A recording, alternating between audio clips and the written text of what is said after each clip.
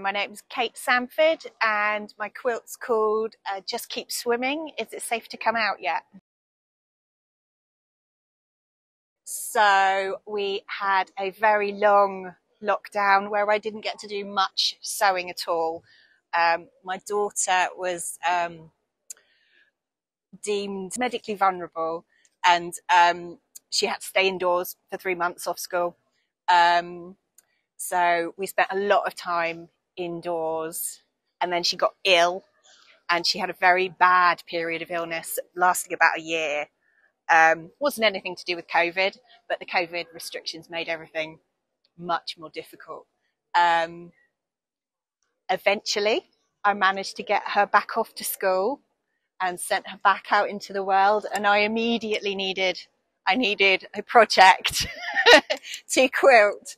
And luckily Nicholas Ball was doing the Shoal Sew Along, where he showed people on Instagram how to do the freehand curve fish, and I jumped on that because I didn't want to do, I can't follow patterns, I can't follow a printed pattern very easily, and I didn't want to do a completely made up new thing because I didn't have the mental bandwidth to do that. I needed to have some guidelines that I could follow and embellish on. So I used his inspiration of doing the freehand curves for the fish.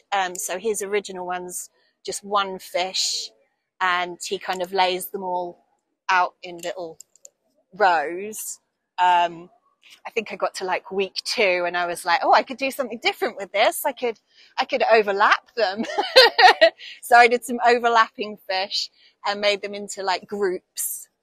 I had a lot of blues left over from different projects. Blue's my favorite color. And I had the idea that I wanted to kind of have an ocean. I wanted it not to be flat. I wanted it to travel through the quilt. So I started putting the lighter blues at the top and then the darker ones at the bottom, and trying to piece it together so it didn't look blocky, and just kept moving things around. I have a design wall at home, and while my children are at home, I couldn't sew because my husband was in my sewing room working. So he'd gone away for a bit, and I got my design wall back, so I was moving things around, and it just gave me like some space to put everything down mentally and just be creative. Yeah, and get it back to me, really. It was really nice having a project. I think this is probably the fastest project I've done. I did it in like a month. I pieced the top in like a month. Took me about 6 months to quilt it and things. So this is my daughter here. You know, we were telling all our children to stay in, and we shouldn't be mixing people. And then she got ill, and we literally I had to drag her out the house to A&E, to the places, you know, at the beginning of COVID, we were all scared of going out, and I had to drag her to A&E. We were both in tears, and we didn't get out of hospital for a month. And then when it came time for her to go back to school, I was saying, you have to go back out, and she was very confused. So it's, looking back on the quilt, it's kind of like, you know, the little groups of people in their isolation, just wandering around, and they're all very grumpy. They've all got grumpy fish face on. They just kept swimming, because that's the thing from Finding Nemo. Just keep swimming, just keep swimming. You just gotta keep going, and that's kind of how we got through it. We just kept going. Oh, and the bottom bit. So I had this little fish down here, but I didn't have the applique on it. So it's a raw edged applique, but it's all in one piece. So one Saturday I was like looking at it, and I was like, oh, I need something there. And I had this bit of I think it's a child's sheet or duvet cover or something that was like kind of bright red, and I just sat on the floor and I cut out the coral all in one go, and then stitched it on. And it just kind of gave it a bit more oomph.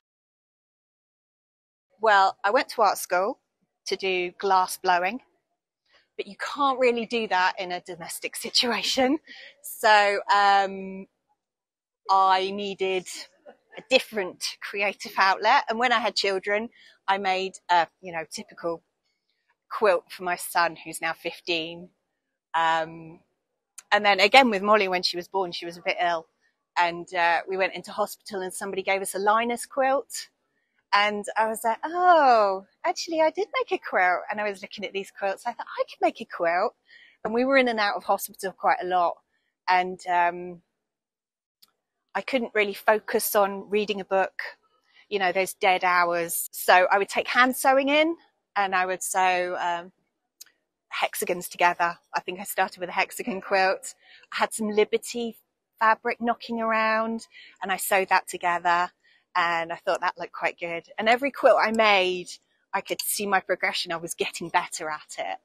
And it was, quite cool. And every time I got a bit stale with it, there was a new technique I could learn.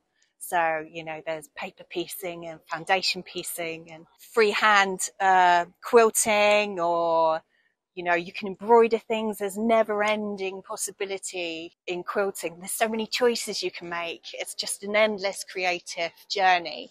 And I haven't got to the end of the journey yet. It just keeps going.